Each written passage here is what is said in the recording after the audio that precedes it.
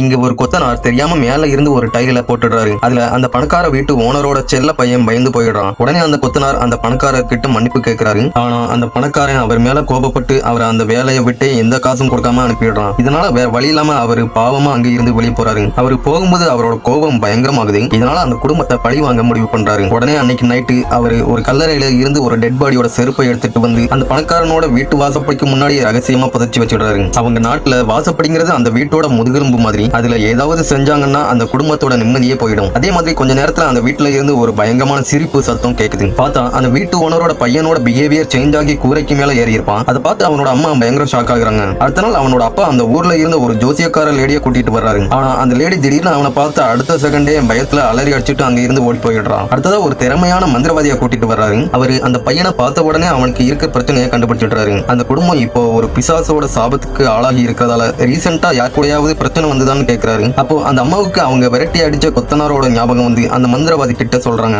அப்போ பையனோட கண்டிஷனும் மோசமாகிடுது. உடனே அந்த மந்திரவாதி ஒரு ட்ரீ பிரான்ச்சை எடுத்து ஏதோ மந்திரம் ஓத ஆரம்பிக்கிறாரு. உடனே அவர் பூஜை பண்ணின இடத்துல இருந்து ஒரு புகை கூட்டம் கிளம்பி நேரா அவரோட வீட்டு வாசப்படிக்க அடியில போகுது. உடனே அதை தோண்ட சொல்லி ஆர்டர் போடுறாரு. அப்போ அந்த கொத்தனார் அதுக்கு அடியில புதைச்சு வச்சிருந்த சபிக்கப்பட்ட செருப்பை கண்டுபிடிச்சிடுறாரு. அந்த செருப்பை அப்பயே எடுத்து ஒரு சிகப்பு துணியில சுத்தி அந்த சாபத்தையும் அடக்குறாரு. போறதுக்கு முன்னாடி அவனோட ஃபேமிலி அவருக்கு நன்றி சொல்றாங்க. ஆனா அந்த பையன் மட்டும் இன்னும் முழுசா குணமாகல. கொஞ்ச நேரத்துல குணமாயிடுவான்னு சொல்லிட்டு அந்த மந்திரவாதி அங்க இருந்து கிளம்புறாரு. அவர் போற டைம்ல அந்த அம்மா அவருக்கு ஒரு பையில வெள்ளி காசுகளை கொடுக்குறா. ஆனா அவர் அதை வாங்க மறுத்துடுறாரு. அப்போ அவர் வெளியே வந்ததும் அவரோட ஃபேஸ்ல ஒரு மர்மம் தெரியுது. அவரு எதையோ மறைக்கிற மாதிரி தெரியுது. அன்னைக்கு நைட் அந்த வில்லேஜ்ல இருந்த பீப்புள்ஸ் எல்லாம் ஏதோ ஒரு சக்தியால கட்டுப்படுத்தப்பட்டு கொற்ற மலையில வெளியே அப்படியே நடந்து போறாங்க. போனா அவங்க யாரும் திரும்ப வீட்டுக்கு வரவே இல்லை. அவங்க ஃபேமிலியில உள்ளவங்க எல்லா இடமும் தேடி பார்த்திருப்பாங்க. ஆனா எங்கேயுமே கிடைக்கல. உடனே அவங்க எல்லாரும் போலீஸ்ல கம்ப்ளைண்ட் கொடுக்குறாங்க. அந்த கேஸ மைக்குங்கிற ஒருத்தன் விசாரிக்கிறான். சீக்கிரமே அவன் ஒரு விஷயத்த கண்டுபிடிச்சிடுறான். காணாம போனவங்களோட நேம் லிஸ்ட செக் பண்ணதுல அவங்க எல்லாரும் அதுக்கு முந்தின நாள் ஒரு ஒயின் ஷாப்ல குடிச்சிருப்பாங்க. அப்போ அவங்க குடிச்ச ஒயின்ல பாம்போட விஷயம் மிக்ஸ் ஆகி இருக்கிறத கண்டுபிடிக்கிறான். உடனே ஒயின் ஷாப் ஓனர் கிட்ட விசாரிக்கும் போது அந்த மந்திரவாதி தினமும் காலையில ஒரு பக்கெட் தண்ணியில ஒரு தாயத்தை போட்டு வைக்க சொன்னதா சொல்றாரு. மைக்குக்கு உடனே டவுட் வந்து அந்த தாயத்தை பிரிச்சு பார்க்கறான். அதுல இறந்தவங்களை உயிரோட கொண்டு வர்ற மர்மமான மந்திரங்கள் எழுதி இருக்கிறத பார்த்து ஷாக் ஆகுறான். உடனே அந்த மந்திரவாதியோட வீட்டுக்கு வேகமா போறான்.